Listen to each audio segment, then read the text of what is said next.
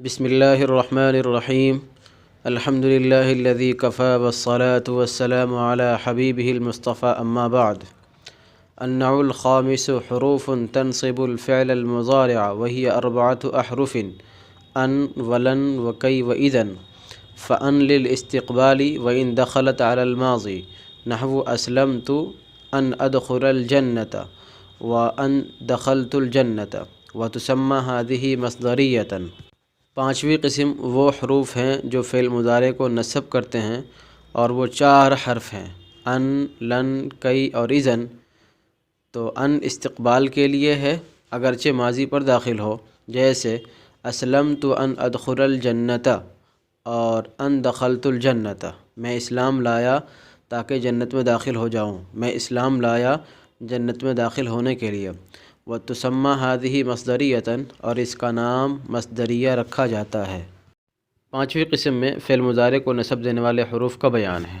مصنف اور جمہور بصریین کی رائے کے مطابق حروف ناصبہ در فعل مضارع یہ کل چار ہیں، ان، لن، کئی اور اذن، جبکہ کوفیین حضرات کی رائے کے مطابق 6 مزید ہیں۔ وہ 6 وہی حروف ہیں جن کے بعد جمہور ان مقدر مانتے ہیں، جیسا کہ آپ نے نحوی میں پڑھا ہوگا کہ ان 6 حروف کے بعد مقدر ہوتا ہے، حتیٰ کے بعد، علامہ جہت کے بعد، او بمعنی الا یا الا کے بعد، واو صرف کے بعد وغیرہ وغیرہ۔ تو جمہور وہاں پر ان کو مقدر مانتے ہیں اور ان مقدرہ کی وجہ سے بعد میں آنے والے فعل مضارع کو منصوب کہتے ہیں، جبکہ کوفیین حضرات خود ان حروف کو ہی ناصب مانتے ہیں اور ان کو ہی ناصب کہتے ہیں۔ لیکن بصریین اور مصنف کی رائے کے مطابق یہ کل 4 ہیں جن کا یہاں بیان ہے۔ وہ 4 یہ ہیں، ان، لن، کئی اور اذن۔ یہ چاروں جب فعل مضارع پر داخل ہوں گے تو فعل مضارع کو نصب دیں گے۔ پھر وہ نصب کہیں لفظاً ہوگا، کہیں تقدیراً ہوگا۔ نصب کبھی فتح کی شکل میں ہوگا، کبھی نون اعرابی کے سقوط کی شکل میں ہوگا، وغیرہ وغیرہ، جو آپ نے فعل مضارع کے اعراب کے بیان میں پڑھا ہے۔ آگے ہر ایک کی تفصیل بیان کرتے ہیں۔ چنانچہ کہتے ہیں کہ ان استقبال کے لیے ہے۔ استقبال کے لیے ہونے کا مطلب یہ ہے کہ فعل مضارع کے اندر حال اور استقبال دونوں کا معنی ہوتا ہے، لیکن ان کے داخل ہونے کے بعد وہ فعل مضارع استقبال کے ساتھ خاص ہو جائے گا۔ اب وہاں پر صرف استقبال کا معنی ہوگا، حال کا معنی نہیں ہوگا، اگرچہ ماضی پر داخل ہو۔ یعنی اگر ان ناصبہ ماضی پر بھی داخل ہوگا تو ماضی کو استقبال کے معنی میں کر دے گا، یہ مصنف کی رائے ہے۔ ان جب فعل مضارع پر داخل ہوتا ہے تو 3 طرح اثر انداز ہوتا ہے۔ نمبر 1 فعل مضارع کو نصب دیتا ہے، نمبر 2 فعل مضارع کو مصدر کے معنی میں کرتا ہے، نمبر 3 فعل مضارع کو مستقبل کے ساتھ خاص کرتا ہے۔ اور اگر ماضی پہ داخل ہو تو مصنف کی رائے کے مطابق فعل ماضی کو بھی مستقبل کے معنی میں کر دیتا ہے، لیکن جمہور کی رائے کے مطابق صرف ایک اثر ظاہر ہوتا ہے، وہ یہ کہ اس فعل کو مصدر کے معنی میں کر دے گا۔ باقی فعل ماضی پر نہ نصب آئے گا اور نہ اس کو مستقبل کے معنی میں کرے گا، یہ جمہور کے نزدیک ہے۔ باقی مصنف کی رائے تو وہ ہے جو کتاب میں لکھی ہوئی ہے۔ چنانچہ اس کی مثال ہے اسلمت ان ادخل الجنت، میں اسلام لایا تاکہ جنت میں داخل ہو جاؤ۔ تو یہاں پر ان کا اثر ادخلہ پر ہے کہ ادخلہ کو نصب دیا، اس کو مصدر کے معنی میں کر دیا، اور ادخلہ جس میں حال اور استقبال دونوں کا احتمال تھا، ان کی وجہ سے اب یہاں پر حال کا معنی ختم اور استقبال کا معنی طے ہو گیا۔ اسی طریقے سے دوسری مثال ہے اسلمت ان دخلت الجنت، مصنف کی رائے کے مطابق یہاں پر دخلت ادخلو کے معنی میں ہوگا، لیکن جمہور کی رائے کے مطابق یہاں پر دخلت دخول کے معنی میں ہوگا۔ اس ان کو ان مصدریہ بھی کہا جاتا ہے اور اس کا نام مصدریہ رکھا جاتا ہے، اس لیے کہ یہ ان جب فعل پر داخل ہوتا ہے تو فعل کو مصدر کی تعویل میں کر دیتا ہے، تو مصدر کی تعویل میں کرنے کی وجہ سے اس کا نام مصدریہ رکھا جاتا ہے۔ ترکیب دیکھ لیں۔ النوع الخامس مرکب توصیفی ہو کر مبتدا، حروف موصوف تنصب و فعل، ضمیر اس کے اندر فاعل جو لوٹے گی حروف کی طرف۔ الفعل المضارع مرکب توصیفی ہو کر مفعول بھی، فعل اپنے فاعل اور مفعول بھی سے مل کر جملہ ہو کر حروف کی صفت، موصوف صفت سے مل کر مرکب توصیفی ہو کر خبر، پھر مبتدا اپنی خبر سے مل کر جملہ اسمیہ خبریہ ہو جائے گا۔ وہی 4 احرف، اور وہ 4 حرف ہیں۔ واو مستانفہ ہی مبتدا، 4 ممیز احرف تمیز، ممیز تمیز سے مل کر خبر، مبتدا خبر سے مل کر جملہ اسمیہ خبریہ ہو جائے گا۔ ان ولن وکئی و اذن، ان سے پہلے ہی مبتدا محذوف مان لیں گے، ہی مبتدا محذوف، ان معطوف علیہ، واو حرف عطف، لن معطوف اول،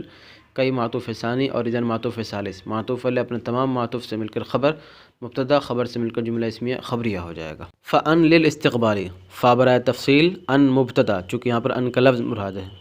تو ان مبتدا للاستقبالی کائنتن کے متعلق ہو کر خبر، مبتدا خبر سے مل کر جملہ اسمیہ خبریہ ہو جائے گا۔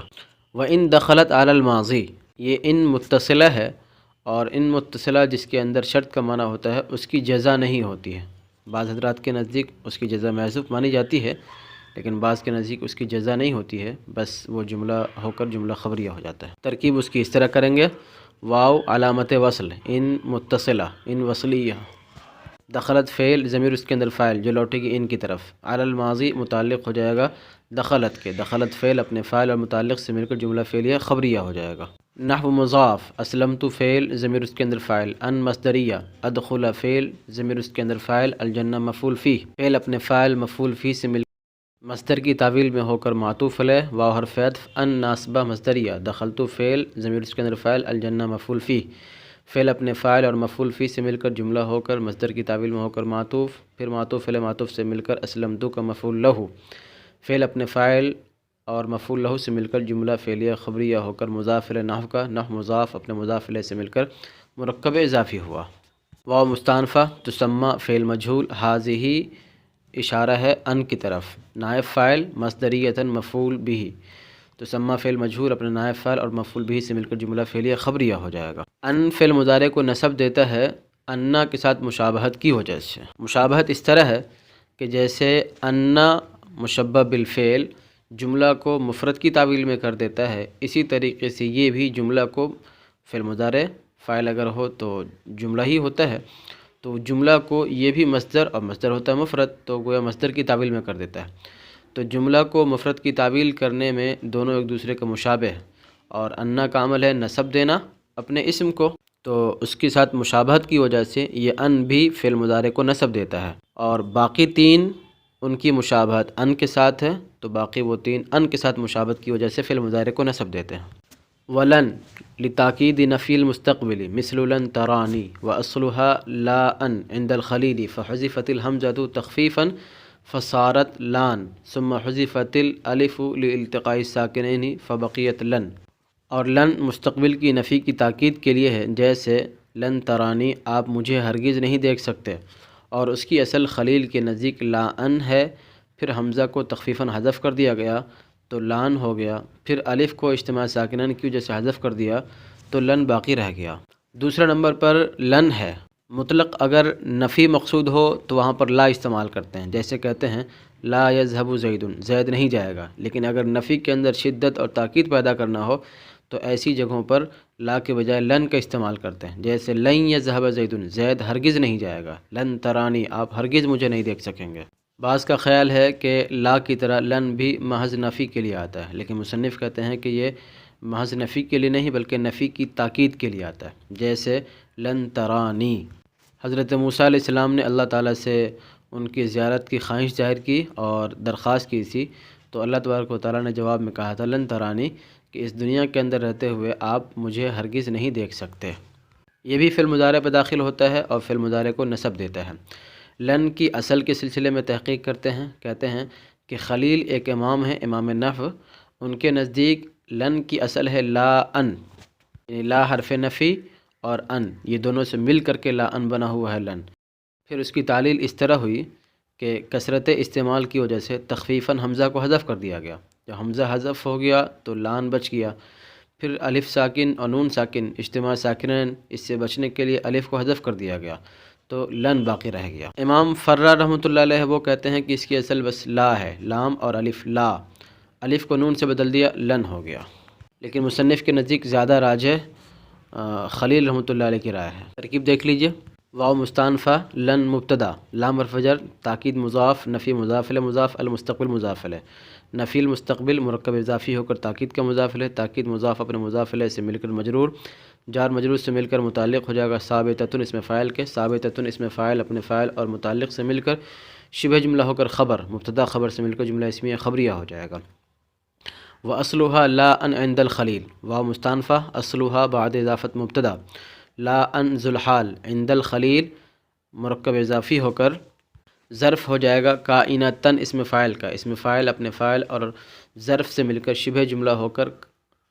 حال ذوالحال حال سے مل کر خبر مبتدا خبر سے مل کر جملہ اسمیہ خبریہ ہو جائے گا۔ فحذفت الحمزۃ تخفیفا، فا برائے تفصیل، حذفت فعل مجہول، الحمزہ اس کا نائب فاعل، تخفیفا مفعول لہ، فعل مجہول اپنے نائب فاعل اور مفعول لہ سے مل کر جملہ فعلیہ خبریہ ہو جائے گا۔ فصارت لان، فا نتیجیہ، صارت فعل ناقص، ضمیر اس کے اندر اسم جو لوٹے گی لا ان کی طرف، لان خبر، فعل ناقص اپنے اسم و خبر سے مل کر جملہ فعلیہ خبریہ ہو جائے گا۔ ثم عاطفہ برائے تراخی، حذفت فعل مجہول، الالف اس کا نائب فاعل، لام حرف جر التقاء ساکنین مرکب اضافی ہو کر مجرور، جار مجرور سے مل کر متعلق ہو جائے گا حذفت کے، حذفت فعل مجہول اپنے نائب فاعل اور متعلق سے مل کر جملہ فعلیہ خبریہ ہو جائے گا۔ فبقیت لن، فا نتیجیہ، بقیت فعل، لن فاعل، فعل فاعل سے مل کر جملہ فعلیہ خبریہ ہو جائے گا۔ وَكَيْ لِلسَّبَبِيَّةِ أَن يَكُونُ مَا قَبْلَهَا سَبَبًا لِمَا بَعْدَهَا مِثْلُ أَسْلَمْتُ كَيْ أَدْخُلَ الْجَنَّةَ فَإِنَّ الْإِسْلَامَ سَبَبٌ لِدُخُولِ الْجَنَّةِ، اور کئی سببیت کے لیے آتا ہے، یعنی اس کا ما قبل ما بعد کے لیے سبب ہوتا ہے، جیسے اسلمت کئی ادخل الجنت، میں اسلام لایا تاکہ جنت میں داخل ہو جاؤں، کیونکہ اسلام دخول جنت کا سبب ہے۔ تیسرے نمبر پر کئی ہے، یہ بھی فعل مضارع پہ داخل ہوتا ہے تو فعل مضارع کو نصب کرتا ہے، البتہ اس کا جو معنی ہے وہ ہے سببیت کو بتانا، یعنی اس بات کو بتائے گا کہ میرا ما قبل ما بعد کے لیے سبب ہے۔ جیسے مثال کے طور پر اسلمت کئی ادخل الجنت، میں اسلام لایا تاکہ جنت میں داخل ہو جاؤں، تو کئی کا ما قبل اسلام ما بعد دخول جنت، تو ما قبل اسلام ما بعد دخول جنت کے لیے سبب ہے۔ ظاہر ہے کہ اسلام اگر ہے چاہے جس درجے کا ہو، آدمی اگر مسلمان ہے اس کے اندر اسلام ہے تو ایک نہ ایک دن دخول جنت ہو کر کے ہی رہے گا۔ تو خلاصہ یہ کہ کئی کا ما قبل ما بعد کے لیے سبب ہوتا ہے۔ واو مستانفہ کئی مبتدا، لام حرف جر، السببیت مفسر، ای حرف تفسیر، یکون فعل ناقص، ما موصولہ، قبلہا بعد اضافت ظرف ہو جائے گا وقع فعل کا، وقع فعل اپنے فاعل اور ظرف سے مل کر جملہ ہو کر صلہ، موصول صلہ سے مل کر یکون کا اسم، سببا مصدر، لام حرف جر، ما موصولہ، بعدہا بعد اضافت ظرف ہو جائے گا وقع فعل کا، وقع فعل اپنے فاعل اور ظرف سے مل کر جملہ ہو کر صلہ، موصول صلہ سے مل کر مجرور، جار مجرور سے مل کر متعلق ہو جائے گا سببا مصدر کے، سببا مصدر اپنے متعلق سے مل کر یکون کی خبر، یکون فعل ناقص اپنے اسم و خبر سے مل کر تفسیر، پھر مفسر تفسیر سے مل کر مجرور، جار مجرور سے مل کر متعلق ہو جائے گا ثابتۃ اسم فاعل کے، ثابتۃ اسم فاعل اپنے فاعل اور متعلق سے مل کر جملہ فعلیہ خبریہ ہو جائے گا۔ مثل مضاف، اسلمت فعل، ضمیر اس کے اندر فاعل، کئی ناصبہ، ادخل فعل، ضمیر اس کے اندر فاعل، الجنہ مفعول فیہ، فعل اپنے فاعل اور مفعول فیہ سے مل کر جملہ ہو کر اسلمت کا مفعول لہ، فعل اپنے فاعل اور مفعول لہ سے مل کر جملہ فعلیہ خبریہ ہو کر مضاف الیہ، مثل مضاف اپنے مضاف الیہ سے مل کر مرکب اضافی ہوا۔ فا تعلیلیہ، ان حرف جب بالفعل، الاسلام ان کا اسم، سبب مصدر، لام حرف جر، دخول جنت مرکب اضافی ہو کر مجرور، جار مجرور سے مل کر متعلق ہو جائے گا سبب مصدر کے، سبب مصدر اپنے متعلق سے مل کر ان کی خبر، ان اپنے اسم و خبر سے مل کر جملہ اسمیہ خبریہ ہو جائے گا۔ وَإِذًا لِلْجَوَابِ وَالْجَزَاءِ وَهُوَ لَا يَتَحَقَّقُ إِلَّا فِي الزَّمَانِ الْمُسْتَقْبِلِ فَهِيَ لَا تَدْخُلُ إِلَّا عَلَى الْفِعْلِ الْمُسْتَقْبِلِ مثل إِذًا تَدْخُلَ الْجَنَّةَ فِي جواب من قال أسلمت، اور اذن جواب و جزا کے لیے ہے اور وہ متحقق نہیں ہوتا ہے مگر زمانہ مستقبل میں، لہٰذا وہ داخل نہیں ہوگا مگر فعل مستقبل پر، جیسے اذن تدخل الجنۃ، اس شخص کے جواب میں جس نے کہا اسلمت، تب تو جنت میں داخل ہو جائے گا، اس شخص کے جواب میں جس نے کہا میں اسلام لایا۔ حروف ناصبہ میں سے چوتھے نمبر پر اذن ہے۔ اذن کے سلسلے میں یہ تھوڑا سا اختلاف ہے کہ اذن اسم ہے یا حرف ہے، لیکن صحیح قول یہ ہے کہ یہ حرف ہی ہے، چنانچہ مصنف نے حروف تنصب الفعل المضارع کے تحت اس کو ذکر کیا ہے۔ پھر تھوڑا سا اختلاف اس میں ہے کہ اذن بسیط ہے یا مرکب ہے، از ان سے، بعض لوگوں کی رائے یہ کہ از ان سے مرکب ہے، از اور ان، لیکن صحیح قول یہ ہے کہ یہ خود ایک مستقل کلمہ ہے اذن۔ اذن کے تعلق سے فرماتے ہیں کہ اذن جواب اور جزا کے لیے ہے، عام طور پر اذن جواب اور جزا ہی کے لیے واقع ہوتا ہے۔ جواب کے لیے ہونے کا مطلب یہ ہے کہ اذن کا مدخول، اذن چونکہ جملہ پر داخل ہوگا تو اذن کا ما بعد جملہ ما قبل والے کلام پر مرتب ہے، جیسے جواب سوال پر مرتب ہوتا ہے، اور جزا کے لیے ہونے کا مطلب یہ ہے کہ اذن کا ما بعد ما قبل کا مسبب ہو، ما قبل کا نتیجہ ہو، اور ما قبل اس کے لیے سبب ہو۔ جیسے آگے ایک جملہ ہے، اذن تدخل الجنت، اس شخص کے جواب میں جس نے کہا اسلمت، میں اسلام لایا، اسلمت میں اسلام لایا، اس کے جواب میں کہا جائے اذن تدخل الجنت۔ تو یہاں پر اذن تدخل الجنہ یہ نتیجہ ہے اسلام لانے کا، اور اسلام لانا دخول جنت کا سبب ہے۔ تو جزا کے لیے ہونے کا مطلب یہ ہے کہ اذن کا ما بعد ما قبل کا مسبب ہو، ما قبل کا نتیجہ ہو، اور ما قبل ما بعد کے لیے سبب۔ تو اذن ہمیشہ ایسے جملے پر اور ایسے کلام پر داخل ہوگا جو ما قبل کسی کلام کے جواب کے طور پر ہو یا جزا کے طور پر ہو۔ کبھی بھی جملہ مبتدا، ابتدائیہ جملہ پر جہاں سے کلام کی ابتدا ہو اور کسی مضمون کا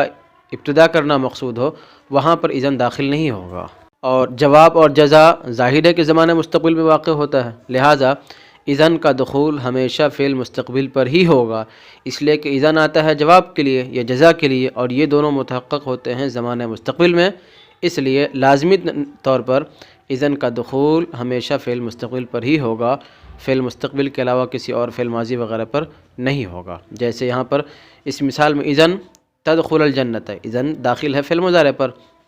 تو خلاصہ یہ کہ اذن جواب کے لیے آتا ہے، اور جواب کے لیے آنے کا مطلب کہ ایسے کلام پر داخل ہو جو کلام سابق پر مرتب ہو،